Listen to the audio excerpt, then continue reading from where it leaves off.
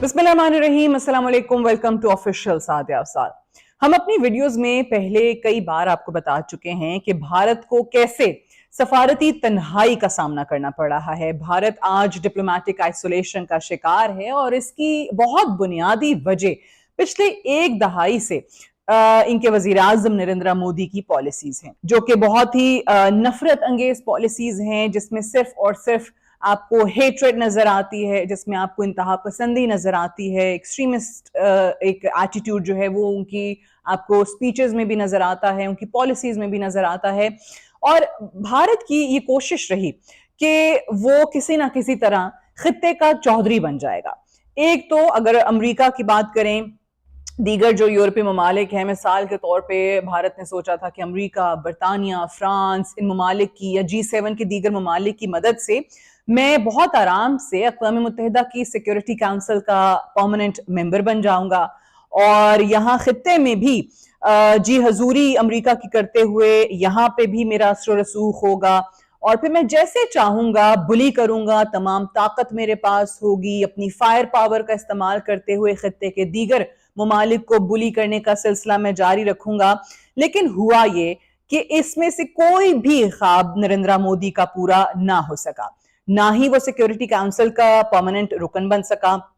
ना ही यहाँ पाकिस्तान या खित्ते के दीगर ममालिक के साथ उसके ताल्लुकात अच्छे रहे और जो खित्ते में एक बहुत बड़ी ताकत बनने का ख्वाब था वो भी पूरा ना हो सका। और साथ ही साथ एक और चीज भी हुई कि जिस मुल्क पे भारत बहुत ज्यादा रिलाय कर रहा था, यानी अमेरिका और दीगर यूरोपीय ममालिक, वो भी आहिस्ता आहिस्ता भारत से दूरी इख्तियार करते चले जा रहे हैं। इस सब की बुनियादी वजह पाकिस्तान और भारत की जंग है और हमने देखा है कि पाकिस्तान के सामने भारत चंद घंटे भी ना टिक सका। जिस फायर पावर पे, जिस असलहे पे, जिस फौज पे उसको बहुत ज्यादा नाज था,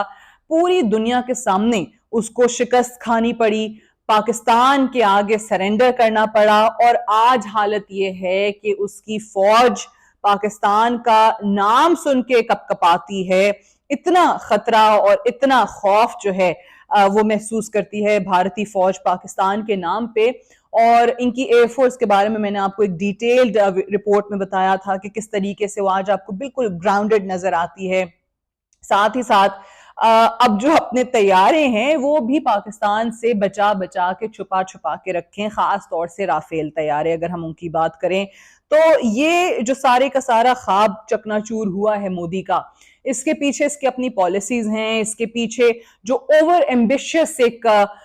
मोदी का टारगेट था, गोल था इस पूरी दुनिया के हवाले से, क्योंकि वो जानता था कि अमेरिका की मदद से मैं बहुत ज्यादा जो अपने एम्बिशंस हैं वो पूरे कर सकता हूं, क्योंकि अमेरिका मुझे चाइना को टेक ऑन करने के लिए खित्ते के अंदर तैयार कर रहा है। इसी चीज पर रिलाय करते हुए, इसी चीज पे प्ले अप करते हुए मैं जो चाहूं, जिस मुल्क के साथ जैसा सलूक करना चाहूं वो कर सकता है, लेकिन ऐसा ना हो सका।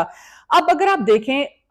ओवरऑल जो मैं कहती हूँ कि जी सफारती तन्हाई का शिकार आपको भारत नजर आता है, तो एक अमेरिका से दूरी, क्योंकि अगर आप प्रेसिडेंट ट्रंप को खास तौर से पाकिस्तान और इंडिया की वॉर के बाद बयानात देखें तो वो आपको बरमला भारत से दूरी इख्तियार करते हुए या डिसोन करते हुए नजर आते हैं, या कहीं पे उनके बयानात आपको वाज़ेह अल्फाज में बताते हैं कि जी प्रेसिडेंट ट्रंप दुनिया को बावर करा रहे हैं कि मैंने भारत को पाकिस्तान से बचाया है, वरना उनके हालात तो ऐसे नहीं थे कि वो पाकिस्तान से बच सकते। और हकीकत भी यही है कि पाकिस्तान का मुकाबला भारत नहीं कर पा रहा था। ये 3-3.5 दिन की जंग आप इसको कह लें, लेकिन पाकिस्तान ने चंद घंटों के अंदर बिल्कुल ही जो भारतीय फायर पावर है उसको मलिया मेट कर दिया। भारतीय जो बहुत ज्यादा जिन पे नाज किया जाता था पायलट्स, उनकी जो हैसियत है वो भी दुनिया के सामने खोल के रख दी। सो आप पूरे तरीके से अमरीकी सदर के बयानात को देखें तो आपको नजर आता है कि वो पूरी दुनिया को पैगाम क्या दे रहे हैं कि भारत आज नाकाम हो चुका है। और हम भी जो जिस अंदाज में बड़ी मजबूती के साथ भारत के पुष्ट पे खड़े हुए थे, आज हम भी उस तरीके से भारत का साथ देने के लिए हर उस एक्ट में जो वो करना चाहता है किसी भी दूसरे मुल्क के खिलाफ, हम आज उसके लिए आमादा नहीं है। अब जाहिर है भारत में भी ये सोच पाई जा रही है कि हमने चाइना के साथ साथ امریکہ کو خوش کرنے کے لیے روس سے بھی ٹکر لے لی، اور آج وہی امریکہ جو ہے وہ ہمیں نہیں بلکہ ہمارے مخالفین کو سپورٹ کر رہا ہے۔ ظاہر ہے اس پہ سر فہرست پاکستان آتا ہے، اور پاکستان کی جو سپورٹ اس وقت نظر آ رہی ہے اس کو امریکہ سے وہ ایک آنکھ نہیں بھاتی ہے۔ پھر ساتھ ہی ساتھ اگر آپ دیکھیں جو فیلڈ مارشل عاصم منیر کی پریزیڈنٹ ٹرمپ سے ملاقات ہوئی، اس پہ تو ایک واویلا تھا، وہ تو ان کو شاید دن میں تارے نظر آ رہے تھے، پورے انڈین میڈیا پہ اس کا شور جو ہے وہ آپ کو نظر آیا۔ اور جو آج پالیسی میکرز ہیں بھارت کے اندر، انڈیا کے اندر، وہ کافی پریشان ہیں، وہ مودی کی پالیسی سے نالاں بھی ہیں، اور وہ بہت اچھے طریقے سے اس چیز کا ادراک بھی کر رہے ہیں کہ ہمیں اس نہج تک پہنچانے والا کوئی اور نہیں ہے بلکہ مودی خود ہے، اس کی جو ایکسٹریمسٹ سوچ ہے وہ اس کی ذمہ دار ہے۔ اب روس سے آپ سب جانتے ہیں کہ سستا تیل یا گیس جو ہے وہ بھارت امپورٹ کر رہا ہے۔ ہوا یہ ہے کہ ایک طریقے سے امریکہ نے بھارت کو اب یہ بھی میسج دے دیا ہے، پوری دنیا کو جو روس سے تجارت کر رہی ہے، ٹریڈ کر رہی ہے، کہ تمہارے پاس 50 دن ہے، اور اگر 50 دن کے اندر روس سے ٹریڈ بند نہیں کی، تجارت بند نہیں کی، تو پھر ہم تم پر 100% ٹیرف نافذ کر دیں گے۔ اور یہ آپ یاد رکھیے کہ اس میں سب سے پہلے بھارت بھی آتا ہے۔ سو اب بھارت کو اکنامکلی بھی اس کا خمیازہ بھگتنا پڑے گا، اور یہی وہ چیز ہے جو بھارت کو تنگ بھی کر رہی ہے کہ جی ہم نے تو اپنے مفاد کو دیکھتے ہوئے امریکہ کا ساتھ دیا، اور ہم نے روس کے ساتھ بھی اچھی بنانے کی کوشش کی، لیکن کیا فائدہ ہوا، ہم پر ہی آج یہ تمام پابندیاں عائد کرنے کی بات کی جا رہی ہے۔ اور یورپ اور امریکہ کسی بھی صورت جو ہے وہ یہ نہیں چاہتے کہ بھارت روس کا مددگار بنے، اور جیسے میں نے آپ کو بتایا کہ بہت کلیئر ہے، بہت ہی کلیئر آپ کو لائن نظر آتی ہے، ایک ڈیوائیڈ آپ کو نظر آتی ہے، خاص طور سے پریزیڈنٹ ٹرمپ اب دنیا بھر کو بتا رہے ہیں کہ انہوں نے روس اور یوکرین کا مسئلہ حل کرانے کی کوشش کی، اب جہاں پر وہ آپ کو ناکام نظر آتے ہیں، وہ خود کو اسرٹ نہیں کرا سکے، تو وہ پھر اسی طریقے سے بلیک میلنگ کے ذریعے یا لوگوں کو دھمکا کے پریشر میں لانے کے بیانات دے کے وہ یہ پوری کوشش کرتے ہیں کہ کسی نہ کسی طریقے سے ان کی کوئی بات مان لی جائے۔ اب جو دہلی کے بیجنگ کے ساتھ اور ماسکو کے ساتھ تعلقات ہیں وہ ہمارے سامنے ہیں، وہ کہیں نہ کہیں آپ کو بہت سرد مہری کا ظاہر شکار نظر آتے ہیں۔ بیجنگ کے ساتھ تو ہمیں پہلے ہی سے ہی پتا ہے، اور ماسکو کے ساتھ بھی اب یہی صورتحال ہے۔